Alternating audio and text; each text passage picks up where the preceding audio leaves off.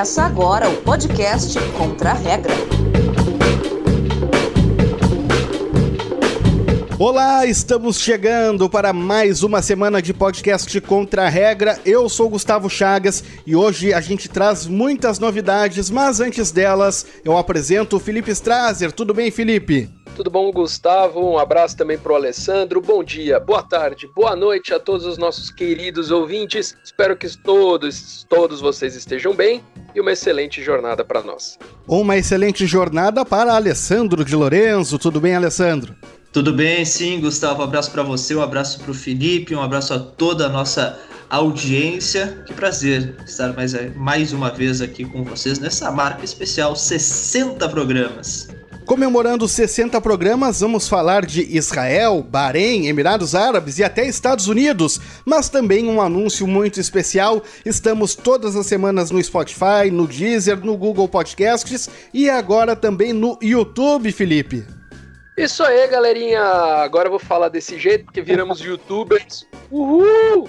Lindos e lindas! Vamos lá, gente, agora nós estamos com o nosso canal no YouTube, quem nos acompanha já está sabendo disso. Nós vamos colocar, a gente percebeu, né, que tinha muito material de sobra, que a gente faz das entrevistas e bastidores nossos, muita coisa boa. E a gente falou, pô, é muita coisa interessante, então por que não colocar no YouTube, né, em outra plataforma? Então nós estamos estreando no YouTube, já estreamos com a entrevista com o professor Fausto Godoy, né, sobre a Caxemira, já tem o vídeo no YouTube, e nós vamos colocar agora toda semana, pelo menos as entrevistas que a gente fizer e mais conteúdo que tá vindo por aí, prestem muita atenção, fiquem de olho, vem muita coisa boa por aí no nosso YouTube. Pode Contra a Regra, podcast Contra a Regra, coloca qualquer coisa do Contra a Regra, vocês vão encontrar a gente no YouTube.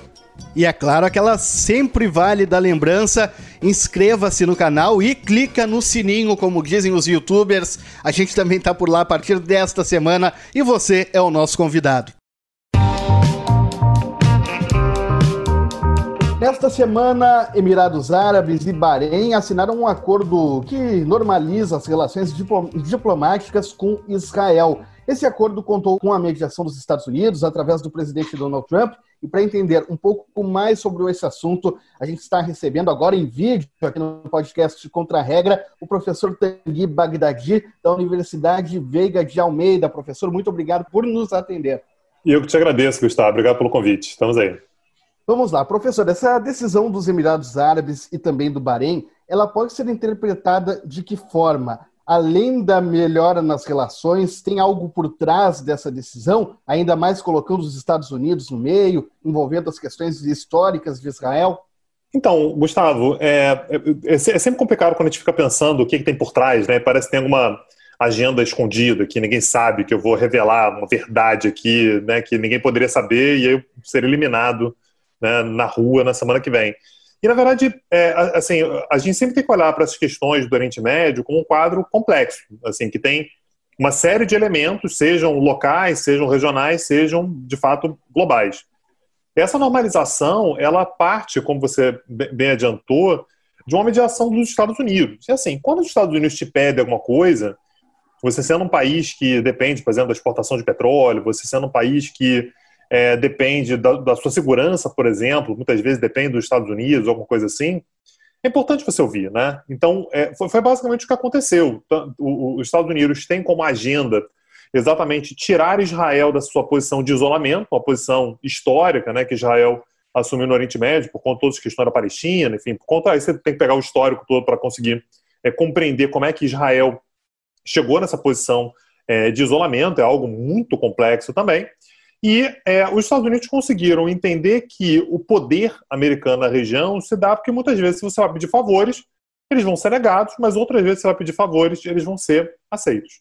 Então, a brincadeira foi mais ou menos assim, Emirados Árabes, olha só, vou te pedir um favor, e pode ser penoso, pode ser difícil, pode ser que você diga não, pode ser que você pese aí prós e contras e diga que não, mas é possível que você diga que sim, e se você disser que sim, de repente a gente resolve uma situação aqui. Então, você tem envolvimento, por exemplo, de venda de armamentos americanos para os Emirados Árabes, você tem certamente contratos comerciais, você tem uma série de possibilidades econômicas, parcerias econômicas desses países, né, tanto o Bahrein quanto os Emirados Árabes, com Israel em si, que é um país de economia importante na região. Então, é uma decisão estratégica que esses países tomam. Eles acabam sendo vistos, de uma certa maneira, como, há muitas aspas aqui, tá? Traidores da causa palestina, alguma coisa assim, mas, de qualquer maneira, eles ganham uma vantagem que ter feito um favor para os Estados Unidos é sempre um bom negócio, né? E conseguir se aproximar, mesmo que economicamente, de Israel, traz benefícios também. Pode ter outras pautas, tá, Gustavo? Não sei, mas as pautas aparentes, ao menos, são essas. E, professor, como é que fica nessa situação o Irã? Né? Isso cria um distanciamento maior desses países com relação ao Irã, porque a gente conhece o histórico do Irã com Israel, vai rei Israel do mapa, tudo aquelas coisas. Então, essa aproximação de Israel e, consequentemente, Estados Unidos, Israel, essa coisa, como é que fica o Irã com isso? Fica mais distante desses países? Fica mais isolado? O Irã já não tinha uma proximidade muito grande com esses países, né? Os Emirados Árabes são um país historicamente muito próximo da Arábia Saudita, então já não é um país com quem o Irã, assim, um país que vai fazer muita falta para o Irã, de fato não é. E o Bahrein, muito embora o Bahrein tenha uma maioria da população xiita também, é um país que é mais próximo à Arábia Saudita também. Então já não são dois países com os quais o Irã tivesse grandes relações. Agora, é importante notar, Felipe, que a gente está falando sobre dois países que não são players muito fundamentais para a região. A gente não está falando da Arábia Saudita, por exemplo. A Arábia Saudita, muito embora ela tenha um inimigo comum com Israel, que seja o Irã, a Arábia Saudita percebeu que poderia pegar muito mal para ela, como uma propensa liderança muçulmana, alguma coisa assim, estabelecer relações diplomáticas ou normalizar as relações com Israel, que envolve também o estabelecimento de relações diplomáticas. Então, assim, o Irã, nesse caso, ele nem faz tanta diferença. O Irã foi um que falou mal, disse que não podia, que era uma traição e tal, mas Emirados Árabes e Bahrein não são dois países lá muito próximos ao Irã desde antes. Agora, professor Tanguy, o senhor falou em traidores da causa palestina, como esses países podem acabar sendo vistos, né, principalmente pelos países da Liga Árabe. E existia, pelo menos até o momento, um consenso entre os países árabes de que qualquer tipo de negociação com Israel só poderia partir a partir de um ponto fundamental, que é a criação de um Estado palestino. Tem uma ruptura desse pensamento a partir de agora? Tem uma ruptura. Essa é a importância histórica do que aconteceu há pouco tempo atrás com os Emirados Árabes e mais recentemente com o Bahrein. Até pouco tempo atrás isso era inimaginável, assim, não entrava na pauta de ninguém. Foi isso que os Estados Unidos, aliás, ofereceram para os Emirados Árabes logo de cara, né? Que se você estabelecer um acordo com Israel, a gente consegue fazer com que Israel recue, por exemplo, da anexação daquelas áreas lá da Cisjordânia, do Vale do Rio Jordão e tal. E você pode ser visto, portanto, como um herói da causa palestina, né? E isso é uma mudança de ruptura, que ao fazer uma concessão para Israel, tentar ser visto como um país que está muito mais defendendo a causa palestina do que exatamente diminuindo a sua importância. Então, essa é uma mudança de postura fundamental e, principalmente, com isso, tanto os Estados Unidos quanto Israel vão conseguir desconstruir uma imagem consolidada há muito tempo, que há um consenso entre os países árabes contra Israel. O que os Estados Unidos conseguem nesse momento olha, consenso não tem. Tem lá Emirados Árabes, tem lá o Bahrein, eles estão aí dialogando com Israel, já tem voos diretos, né, já estão fazendo negócio, já tem viagem e tal. Então, consenso, pode dizer que todos preferem, né, não se relacionar com Israel, mas consenso você não tem mais. Justamente nessa linha, professor, outros países podem ser influenciados por essa postura e aí diminuindo ainda mais essa ideia de consenso? Pode. O preço a se pagar é maior se você for um dos primeiros, né? Então, assim, quem apanhou logo de cara foram os Emirados Árabes. A gente está ouvindo falar pouco do Bahrein agora, né? O Bahrein foi depois dos Emirados Árabes, a repercussão foi muito menor. Então, qualquer um que sai agora, que sai desse consenso agora e se relacione com Israel, sempre vai poder ter aquela ideia de que, olha, mas eu não fui o primeiro, né? Já teve dois aí que foram antes de mim. Eu não estou fazendo novidades. Os outros já foram, eu estou apenas seguindo o que os outros têm feito. Agora, tem um ponto crucial aí, que é o fato de que todo mundo sabe, os países árabes incluídos, que tem uma eleição nos Estados Unidos esse ano, né? E que essa postura que vem sendo adotada pelos Estados Unidos para fazer com que Emirados Árabes e Bahrein adotem, normalizem as relações com Israel, é algo muito particular da política externa do Trump, mas não é algo que provavelmente seria reproduzir uma política externa do Biden, por exemplo. Aliás, é uma tentativa do Trump de conseguir votos também, né? A gente também está olhando para o cenário doméstico americano. A gente sabe que Israel é um país muito valorizado pela comunidade protestante americana. Então isso faz uma diferença gigantesca na hora de você dizer que, olha, eu consegui fazer com que Israel deixasse de ficar tão isolado. Na região aumentei, portanto, a segurança de Israel. Então os protestantes americanos, eles tendem a olhar para o Trump e ver nisso uma vitória diplomática do presidente. Então conta diplomaticamente também. E na questão da Palestina, como esse acordo é interpretado dentro da comunidade palestina, que certamente está com muitos pés atrás com tudo isso que vem acontecendo? Muito mal, muito mal. A maneira pela qual os palestinos enxergam isso, Gustavo, é como uma perda de força, uma perda de relevância.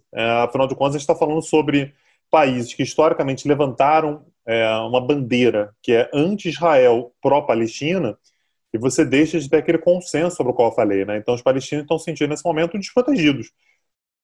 E a sensação que os palestinos têm é que esses países muitas vezes acreditaram, porque quiseram, tá? Assim, não é que fosse algo realmente crível, mas optaram por acreditar num discurso de que Israel vai desistir das anexações lá do Vale do Rio Jordão, mas mais uma vez, isso foi um adiamento, não é uma desistência, não é uma forma de tirar isso da pauta, em hipótese alguma.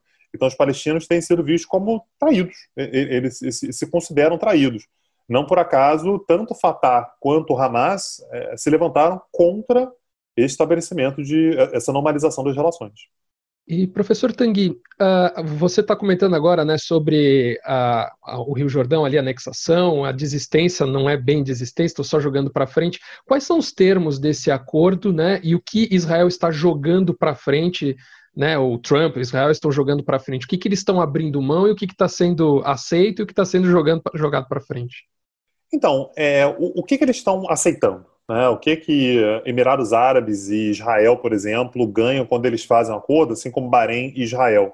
Eles aceitam dialogar. Então, quando você volta a dialogar, você passa a ter uma série de possibilidades. Não apenas... Eu tenho gostado que vocês têm falado desde o início, né? Você não tem usado o termo acordo de paz, muito embora esse termo tenha sido utilizado várias vezes. Não é acordo de paz porque nunca teve guerra, assim, nunca estiveram em guerra, nunca teve guerra entre eles, nem teria. Mas não é isso, é mais do que isso. É você dizer que em qualquer situação, esses países vão dialogar. Então isso cria a possibilidade de, por exemplo, acordos comerciais, acordos econômicos, investimentos, voos diretos, turismo. Então tudo isso acaba fazendo com que você tenha uma série de novas possibilidades e, em troca, o que Israel colocou na pauta, Israel/Estados Unidos, né, esse plano que já estava na boca de ser implementado, já estava sendo discutido já como seria feito. Já estava sendo discutido o cronograma, que a anexação do Vale do Rio Jordão não será feita agora. Então, dentre todos os benefícios que, por exemplo, os Emirados Árabes e Bahrein têm, você imagina, se receber investimentos israelenses não é pouca coisa, né? Você tem grana para ser investido ali, você tem parcerias sendo feitas. Israel é uma potência tecnológica, então há uma possibilidade grande desses países serem beneficiados. Eles ainda ganham a possibilidade de poder levantar a bandeirinha e falar assim, olha, se não anexar o Vale do Rio Jordão agora em 2020, foi porque a gente dialogou com o nosso novo amigo, que é Israel. Então, os termos são mais ou menos esses. Você vai ter provavelmente, né, como é uma negociação triangular, né, Bahrein, Emirados Árabes, Israel e Estados Unidos, você vai ter também uma facilitação de venda de armas americanas, por exemplo, para esses países. Então o pacote é grande, mas essa questão do Vale do Rio Jordão, ela vem a contrapeso. Professor de Relações Internacionais da Universidade Veiga de Almeida, Tanguy Bagdadi, o nosso muito obrigado ao professor. Até uma próxima, que esse assunto com certeza rende. Eu que agradeço. Aí o nosso bate-papo com o professor Tanguy Bagdadi, mas não ficou só por aí, até rimou, não é mesmo? Seguimos com mais conteúdos desta entrevista no canal do YouTube do podcast Contra a Regra. Você acessa e ouve e assiste também a conteúdos inéditos das nossas entrevistas. Então tem mais Tanguy Bagdadi no podcast Contra a Regra, agora no YouTube. Você é o nosso convidado, a gente reforça. Inscreva-se no canal, clica no sininho e nos acompanhe a cada semana. Mais vídeos, mais conteúdos exclusivos no nosso canal do YouTube. Lista da semana. Agora é a hora da lista da semana envolvendo Donald Trump, Prêmio Nobel da Paz? É isso aí, Felipe? É isso mesmo, Gustavo, Alessandro e amigos. Vejam só, ele está sendo cotado para receber o Prêmio Nobel da Paz por ser o intermediador, por estar ali, fazer o meio de campo entre Israel e os outros dois países árabes, Emirados Árabes e também o Bahrein. Imaginem, Donald Trump, que um tempo atrás estava metido em tudo quanto é confusão, e ainda está, né, sendo indicado para o Prêmio Nobel da Paz. E, falando em Prêmio Nobel, o tema da lista são os prêmios Nobel, então não só o da Paz, nós temos 6 prêmios Nobel. E vamos agora com Gustavo Chagas, que é o vencedor dos 2 últimos programas, vai tentar fazer o hat-trick. Gustavo, número de 1 a 5, Gustavo. Número 3. O Prêmio Nobel da Paz é certamente o que mais chama a atenção, né, entre as premiações de Prêmio Nobel. Com o intuito de laurear aqueles que, aspas, fizeram o melhor trabalho pela fraternidade entre as nações, pela abolição ou redução de exercícios permanentes e pela realização e promoção de congressos de paz, ele já agraciou 134 pessoas e organizações desde 1901. Mas tem muita gente aí que não ganhou, muita gente famosa, muita gente importante que ainda não ganhou o Prêmio Nobel da Paz. E qual desses a seguir nunca foi agraciado com o Nobel da Paz? Letra A, Mahatma Gandhi. Letra B, Dalai Lama. Letra C, Madre Teresa. Letra D, Yasser Arafat. Ou letra E, Nelson Mandela? Olha aí, boa pergunta, hein? Eu gostaria que o senhor repetisse, por favor, as alternativas, porque eu estou em dúvida entre 2. Mahatma Gandhi, Dalai Lama, Madre Teresa, Yasser Arafat ou Nelson Mandela? Eu sigo em dúvida entre essas 2. Eu chuto o Dalai Lama. Gustavo vai de Dalai Lama. Alessandro de Lorenzo. Preciso vencer desesperadamente, meu caro Felipe. Mas mais do que isso, eu preciso desesperadamente pontuar, porque faz 2 semanas que eu não acerto. Você tem noção do que é isso? Eu estou zerado há 2 semanas e eu não quero continuar zerado. Para essa, eu acho que eu vou de Gandhi. Essas são as minhas 2 dúvidas. Ou Gandhi ou Dalai Lama, porque eu sei que o Mandela, que a Madre Teresa e que o Yasser Arafat ganharam. O Dalai Lama e o Gandhi eu não me lembro. Dalai Lama, que é o Tenzin Gyatso, o 14º Dalai Lama, vencedor do Prêmio Nobel de Vencedor não, é laureado com o Prêmio Nobel da Paz em 1989.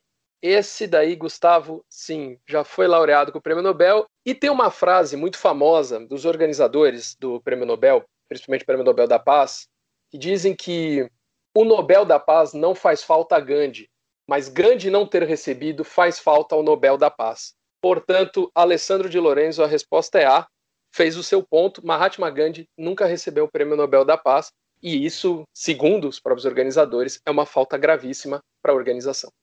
Isso é um absurdo. Ainda bem que eu acertei, mas isso é um absurdo. Concordo. Eu concordo que é um absurdo nas 2. O Gandhi não ter recebido e tu ter feito o ponto. Alessandro, vai lá. 1, 2, 4 ou 5? 5. O Prêmio Nobel de Literatura reflete bastante da diversidade cultural do mundo. 116 pessoas de 40 países já foram laureadas com esse prêmio desde 1901. E claro, essas pessoas escrevem nas mais diversas línguas que existem no planeta. Porém, há algumas línguas que nós conhecemos, várias não receberam, afinal de contas são 40 países laureados. E qual dessas línguas a seguir nunca teve um escritor, autor, poeta, músico, alguém laureado com o Prêmio Nobel de Literatura? Ou seja, nenhum autor que escreva nessa língua já recebeu um prêmio Nobel. Letra A, Yiddish. Letra B, islandês. Letra C, romeno. Letra D, húngaro. Ou letra E, bengali. Eu tô entre Yiddish e romeno. Dessa vez eu vou contra a minha lógica. Eu tô tentando muito ir na lógica, tava dando certo. E desde o Japão, que não é um país tão lógico assim, essa coisa virou. Eu tento ir na lógica e eu erro. Pela lógica eu iria na letra A. Não vou na lógica, eu vou em romeno. Alessandro vai em romeno, Gustavo Chagas, Yiddish, islandês, húngaro ou bengali? Eu ia em romeno, pela mesma lógica do Alessandro, Yiddish e bengali. Não parecem lógicos, por isso devem estar. Islandês também, deve ter algum islandês no meio, uma coisa meio curiosa. Então eu vou no húngaro, uma coisa meio europeia, perto da Romênia. Vamos lá, Hungria. O senhor Isaac Bashevis Singer, americano, foi vencedor do Prêmio Nobel de Literatura em 1978. E ele escreve em Yiddish. Porém, Alessandro, nenhum romeno ganhou o Prêmio Nobel de Literatura. Apesar que já ganhou, mas não escrevia em romeno, foi considerado sueco, tinha nacionalidade sueca. Portanto, 2-0, Alessandro. Romeno, nenhum autor romeno foi laureado com o Prêmio Nobel de Literatura. 2-0, engatou a segunda marcha. Ah, é isso aí, vamos com tudo. Eu não quero dar chance pro azar nessa aí, porque eu preciso voltar a ganhar. Só para contextualizar, né, eu acho que muita gente não sabe o que é Yiddish e o que é Bengali. São línguas, obviamente. Eu vou tentar aqui, né, dar uma rápida explicação, eu não vou aprofundar muito, mas o Bengali é uma língua indo-ariana que é falada principalmente em Bangladesh e em algumas regiões indianas, principalmente em Bengala Ocidental, é um estado da Índia. E Yiddish é uma língua da família indo-europeia pertencente a um subgrupo germânico. Obviamente eu estou lendo porque eu não sei isso de cabeça. E é adotada por judeus, particularmente na Europa Central e Europa Oriental, que escrevem utilizando caracteres hebraicos. Tá? Ele é falado em várias comunidades judaicas de vários países, aí eu não vou entrar nesse mérito. O Alessandro tá colando, olha aí, ó. Não, eu abri aqui o Google para dizer o que são essas línguas, porque eu achei importante explicar para as pessoas. Você sabia? Eu não sabia explicar. O Yiddish eu sabia. Só o Yiddish. Eu também, era o que eu sabia. Ó. O Bengali, não. Bom, Gustavo Chagas. 1, 2, 4. Qual é o número? Número 1. Vários chefes de Estado e de governo foram laureados com o Prêmio Nobel. No entanto, em apenas uma ocasião, esse chefe de Estado ou de governo não recebeu o Prêmio Nobel da Paz. E isso ocorreu no ano de 1953. Que categoria foi e quem levou esse prêmio que não foi o da Paz? Letra A, Física, com o japonês Eisako Sato. Letra B, Economia, com Lester Bowles Pearson, do Canadá. Letra C, Química, com Gustav Stresemann, da Alemanha. Letra D, Literatura, com Winston Churchill, sabemos de onde é. E letra E, Economia, com Georges Pompidou, da França. Gustavo Chagas. Essa aí, eu acho que eu sei, é o Churchill que ganhou o Nobel de Literatura. Gustavo vai de D, Literatura, com Winston Churchill. Alessandro de Lorenzo. Confesso que não faço a menor ideia. Eu vou chutar letra C. Química, com Gustav Stresemann, da Alemanha. Bom, pela certeza absurda, absoluta, Gustavo Chagas está correto. Prêmio Nobel de Literatura de 1953 foi dado a Winston Churchill, que é o único chefe de Estado / chefe de governo a receber um prêmio Nobel que não o Nobel da Paz. 2-1, Gustavo está encostando, Alessandro. E agora? E agora a gente faz que nem o time do Internacional e entra em pânico. Para quem não acompanhou, Libertadores da América, Inter 4, América de Cali 3. Eu espero muito no último minuto dar aquele chute bem estranho que desvia no zagueiro e entra e ganhar o jogo. Então tens a oportunidade agora. Número 2 ou o número 4? Número 2. 2. Algumas coisas que nós consideramos comuns no dia a dia foram descobertas marcantes em suas épocas e mereceram até um prêmio Nobel. Um dos casos mais célebres é do austríaco Karl Landsteiner, que foi laureado com o Prêmio Nobel de Fisiologia ou Medicina em 1930 por descobrir A, as vitaminas, B, os tipos sanguíneos, C, a insulina, D, o DNA, ou E, ácido láctico.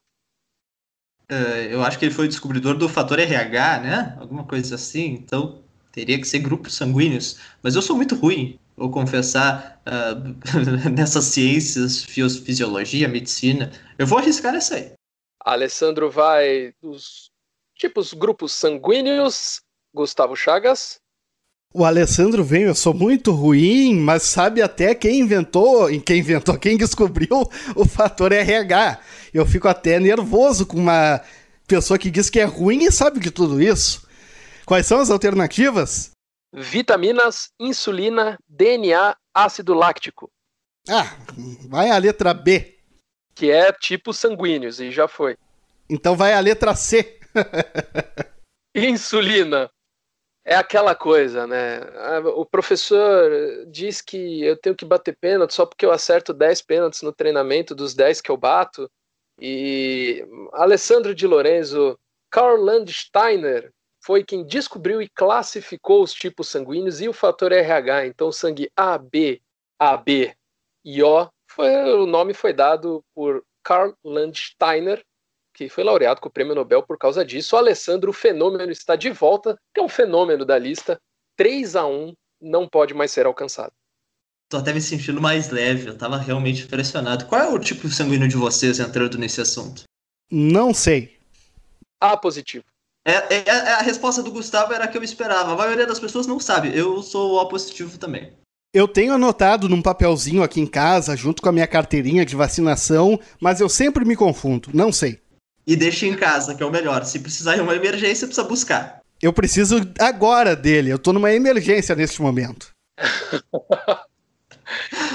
Gustavo, vamos ver se vai ser goleado ou se vai ser uma vitória apertada para Alessandro, letra número 4, olha só, já estou até confuso. Número 4, a genialidade pode ser passada de geração em geração. Isso podemos dizer da família Curie, da primeira mulher laureada com o Prêmio Nobel, Marie Curie. A família dela é a família mais laureada com prêmios Nobel, olha só. Então, quantos Nobel os Curie receberam? 2, 3, 4, 5 ou 6? Um grande abraço aos descendentes da família Curie, principalmente a Dona Maria, a mais famosa delas. Quais as alternativas, mais uma vez, por favor? 2, 3, 4, 5, 6? 4. 4 prêmios a Alessandro de Lorenzo, 2, 3, 5, 6? 5 e indico o Nobel de Língua Francesa, que eu sei que não existe, para essa pronúncia perfeita de Philippe Strasser. Repete para mim o nome da família. Marie Curie? Eu não sei se é Curie ou Curie, mas deve ser Curie. Interessa, eu não faço a menor ideia de francês e eu achei muito bom. 5. Agradeço, eu sigo os passos do nosso presidente, CEO e mestre dos magos, Vicente Medeiros, que é o nosso francês aqui de carteirinha e nasceu no Brasil por um acaso.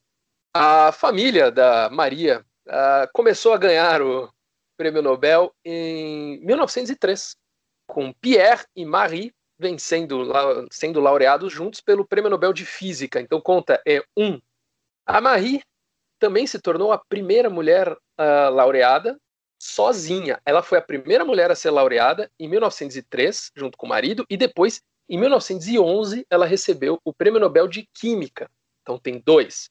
Irène e Frédéric Joliot-Curie, Irène, filha de Pierre e Marie, recebeu o Prêmio Nobel de Química em 1935. O casal também recebeu em 1935. Esses 3 prêmios para 5 pessoas, mas na verdade foi para 4 pessoas, mas a Marie ganhou 2 vezes, mas são considerados 3 prêmios. A família foi vencedora, foi laureada 3 vezes com o Prêmio Nobel, sendo a família mais laureada em todos os tempos desde 1901.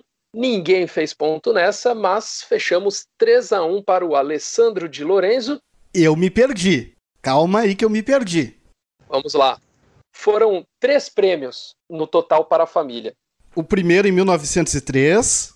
Pierre e Marie ganharam juntos o de Física em 3. Conta um prêmio. Depois, a Marie ganhou sozinha o de Química em 1911. 2. E depois, Irène e Frédéric, seu marido... também ganharam juntos? Um casal, meu. A família gosta de ganhar em casal. Eu achei que a Irene e o Frederico, cada um tinha ganhado o seu em anos diferentes, por isso que eu tava entrando com recurso no STJD. Não precisa, os 2 ganharam o Nobel de Química juntinhos em 1935. Se for por pessoas, são 4 pessoas, mas o casal ganha junto Portanto, são 3 prêmios para a família até hoje mais vencedora, mas existem vários casos de mãe e filha. Na verdade, é esse o caso que nós temos, mas tem casais ganhando a beça, pais e filhos, irmãos. O Nobel é uma grande família. E imagino Sabe aquele tio bobalhão que tem em toda a família? Imagino que nas famílias de vocês, obviamente, existe essa figura, mas sempre tem o tio bobalhão. O tio bobalhão dessa família, vencedora de tantos Nobéis, deve ser uma vida triste, porque senta lá no almoço de família e ele começa aquelas piadas, pra ver ou pra comer? Qual é a reação de tantos especialistas, pessoas tão inteligentes e tão importantes para a humanidade? Coitadinho do tio bobalhão da família. Como é que é o nome da família, Felipe? Curie. A minha preocupação não é com o tio bobalhão, mas com o filho do tio bobalhão, que é primo de todos eles que ganharam. Também. Daí, olha lá, ó, o teu primo ganhou um Nobel e tu faz o quê? Exato. Uma curiosidade, né? O prêmio Nobel, um dos prêmios da Marie, foi dado justamente por mexer, né? Por descobertas com elementos atômicos, elementos nucleares, né? Que hoje a gente usa para bombas atômicas, mas também usa para outras questões que a gente tem que tomar cuidado. Vai fazer aqueles exames e tem que usar roupa de chumbo e coisa do gênero. Por causa de tudo isso, o sarcófago onde está Marie Curie, ele é feito de chumbo, porque o corpo dela ainda emana radiação, inclusive os escritos dela, os diários dela, são protegidos por placas de chumbo, paredes de concreto pesado, porque se você ficar muito tempo próximo do corpo dela, ou de tudo, da área de estudo dela, você sim pode sofrer com radiação. Depois de quase 100 anos de sua morte, ainda é perigoso. Aí fica o alerta, não cheguem perto da Marie Curie, mas aprendam com ela, leiam sobre ela, uma grande mulher que marcou a história da humanidade. E quem marca a história do podcast Contra a Regra é Alessandro de Lorenzo. Qual é o placar? 15 vitórias para o Alessandro, 6 empates e 8 vitórias para Gustavo Chagas. Agora nem somado ao empate eu chego perto do Alessandro. Me dá uma esperança de que as coisas estejam voltando ao normal. Até fico um pouquinho mais tranquilo em relação ao final dessa pandemia. Eu vou aceitar, porque ele venceu uma lista que não falava de países asiáticos, né? Que é o meu campo de domínio. Mas espero que nas próximas a gente fale de países asiáticos para eu ter alguma expectativa de vitória. Felipe Strasser, Alessandro de Lorenzo e você que nos acompanha, muito obrigado pela companhia. Um abraço e um lembrete. Agora estamos no YouTube. O Felipe Strasser dá o recado porque ele é o cara do YouTube. O patrão enlouqueceu, agora estamos fazendo o YouTube, yeah! Galerinha, nossos queridos ouvintes, estamos no YouTube com vídeos, com novidades, com muita coisa legal, muita coisa bacana, então inscreva-se no canal, coloque o sininho ali, marque o sininho para receber as notificações no seu celular, curta, compartilhe o vídeo, faça chover com esse vídeo porque é maravilhoso, nós estamos lá, dá um trabalhão. E vou falar aqui no YouTube, e o seu like nos ajuda muito, eu estou fazendo joinha aqui de frente para o meu microfone. Abração a todos, nos encontramos lá no YouTube também. Além de tudo isso que o Felipe destacou, no YouTube você pode ver Alessandro de Lorenzo. É um fenômeno, é o nosso fenômeno italiano, assistam, vocês vão se apaixonar. Desperta a curiosidade que depois vai se transformar em decepção. Forte abraço para todo mundo, obrigado aí pela companhia. E antes de terminar aqui, eu quase ia esquecendo, deixa eu mandar um beijo especial nessa reta final de programa para Larissa Alves, que nos ajudou muito. Eu troquei várias ideias com ela de como a gente poderia entrar no YouTube, o que funciona, o que não funciona. É mestre aí em redes sociais, em divulgação, e ela ajudou bastante aqui. Obrigado a ela e a todo mundo que diariamente manda sugestões, manda recados e carinho principalmente aqui pra gente, vocês são muito importantes e é pra vocês que a gente faz esse programa. Beijão a todos, tchau, tchau. O Alessandro, ele só manda abraço quando ele ganha na lista, é um troço impressionante. Um abraço, até semana que vem, tchau, tchau. No YouTube, no Spotify, no Deezer, no Google Podcasts e nas redes sociais, @podcontraregra, Twitter, Facebook, Instagram e LinkedIn. Tchau!